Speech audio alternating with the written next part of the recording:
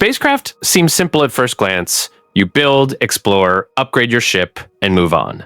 But the more you play, the more you realize the game simply doesn't tell you everything. There are hidden mechanics, decisions that make a huge difference, and even some strategies that completely change the way you progress.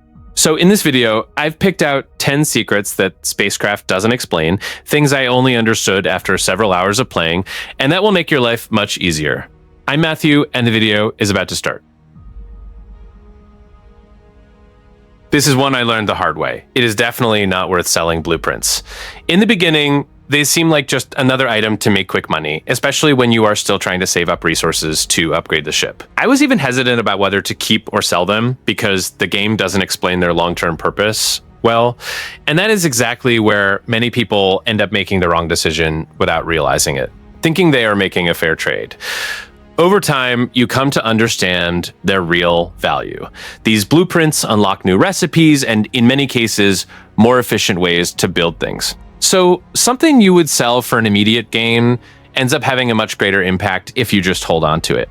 Today, whenever I find one, I think twice before doing anything. Even if I need the cash at that moment, it usually pays to hold on, because further down the road, this ends up making things much easier than it seems at first.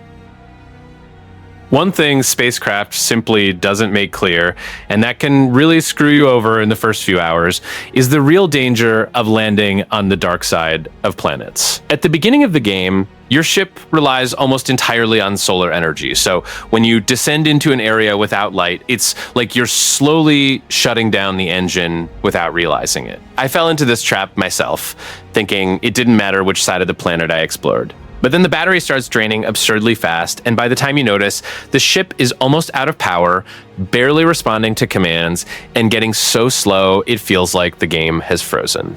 And that's where the trick the game doesn't tell you comes in. If you get stuck in the dark, don't try to fly out horizontally. The most efficient way is to simply go straight up, vertically. It may seem counterintuitive in the heat of the moment, but that is exactly what gets you out of the shadows and back into the sunlight as quickly as possible. Once you understand this, it completely changes how you play. You start thinking better about where to land, paying attention to the planet's lighting, and avoiding situations where you could run out of power. It's that type of simple detail that separates those who struggle in the beginning from those who play with strategy from the start. This one is a type of error you only notice after getting frustrated. The height of the cockpit on your ship can simply prevent you from landing. The game never warns you about this, so it's quite common to build a stylish ship with the cabin way up high, and then when you touch down on the planet, nothing works right. I did exactly this. I built a taller ship, thinking it wouldn't influence anything, and when I went to land, it felt like the game's physics were fighting me. The ship was unstable, didn't sit flush with the ground, and sometimes just refused to land cleanly as if it were always misaligned. The reason is straightforward. If the cockpit is too far above the landing gear, the game interprets the structure as inadequate for a stable landing. The solution is simple, but not at all obvious. Keep the cabin aligned with the base of the ship, close to the landing gears. This keeps the ship's center of mass balanced and allows landing to work as intended. After you adjust this, the difference is massive. Landings become smooth, predictable, and you stop fighting the game without understanding why. It's the kind of build detail that seems aesthetic, but in practice, completely changes the gameplay. This is probably one of the most treacherous secrets in the beginning, the cargo limit. The game doesn't make this clear at any point, so it's very easy to fall into the temptation of mining everything in sight, until, suddenly, your ship just stops responding properly. There is a critical point early on that revolves around 300 SU of total cargo. Once you pass that, the basic thruster starts to struggle, and not just a little. In some cases, it practically stalls, leaving your ship heavy, slow, and extremely difficult to control, as if you were trying to take off with a dead weight attached to it. It took me a while to realize this because it feels like the problem is a lack of power or a wrong part on the ship. But no, it's often just excess resources in the inventory. And the worst part, the game doesn't give you any clear warning that you've exceeded this limit. So you keep trying to fix something that is actually just too much weight. In practice, this forces you to play smarter from the beginning. Instead of grabbing everything, it's worth making controlled trips, returning with fewer resources, and investing early in engine upgrades and capacity. If you ignore this, the game becomes a constant fight against your own ship. But if you respect this limit, everything starts to flow much better. This is a detail that seems small, but completely changes the efficiency of your start. The difference between nuggets and raw ores. When you start mining, it's natural to collect anything that appears, but the game doesn't explain that not every resource is worth the same effort. Nuggets are simply much more efficient. They take up less space, about 1 SU, while raw ores can weigh something like 5 SU. In other words, when you fill your ship with common ore, you are basically wasting capacity that could yield much more if used for nuggets. I only realized this after several inefficient trips, returning with a full ship and thinking I was doing well. But in practice, I was carrying too much weight for too little return. When I started prioritizing nodes that generate nuggets, the difference was immediate in both mobility and the value of what I brought back. So at the start of the game, it is much more worth it to be selective. Instead of clearing everything around you, focus on the right resources. This gives you more freedom of movement, prevents overloading the engine, and even accelerates your progress without extra effort. This is one of those upgrades that looks incredible on paper, but can hinder more than it helps in the beginning. The laser in overclocked mode. The idea of mining faster is tempting, especially when you want to optimize every trip, but the game doesn't make the real cost of this clear. I went straight for it, thinking I would speed everything up, but the opposite happened.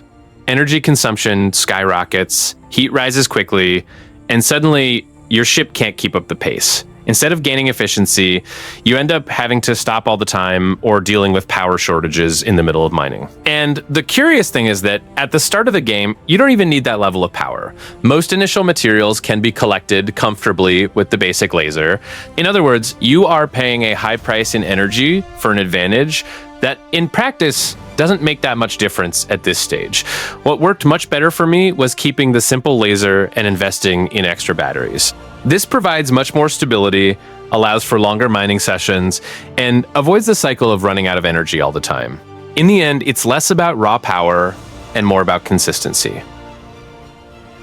It is much more worth it to chase after missiles early than to invest directly in heavy asteroid mining. The game kind of pushes you in the direction of drills, but it doesn't make it as clear that there is a better alternative early on. When you unlock missiles, you open up a type of exploration that changes the pace of progress quite a bit. Those shipwrecks and carcasses scattered through space start to make sense because many of them can only be broken with this type of weapon. And that is exactly where some of the most interesting early game resources are. I ignored this at the beginning and stayed focused on mining the traditional way, thinking it was the right path.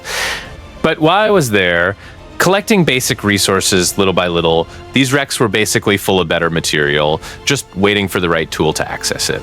Once you get the hang of it, progression becomes much more dynamic. Instead of relying only on slow mining, you start to alternate between exploration and light combat to collect resources. It's not something the game explains, but when you discover it, it feels like you've unlocked a whole new layer of the game within the first few hours. This is the type of detail that goes completely unnoticed if you are playing on autopilot. The best loot in SpaceCraft is often hidden inside the facilities themselves. The game even puts you in abandoned bases and stations, but it makes no effort to highlight what really matters in there. It took me a while to realize that those locked lockers weren't there for nothing. At first, I would go in, take a quick look, and leave, thinking I had already grabbed everything relevant. But a lot of good stuff is literally hidden behind doors that require keycards, and the game doesn't draw your attention to that. When you start exploring more calmly, the difference is striking.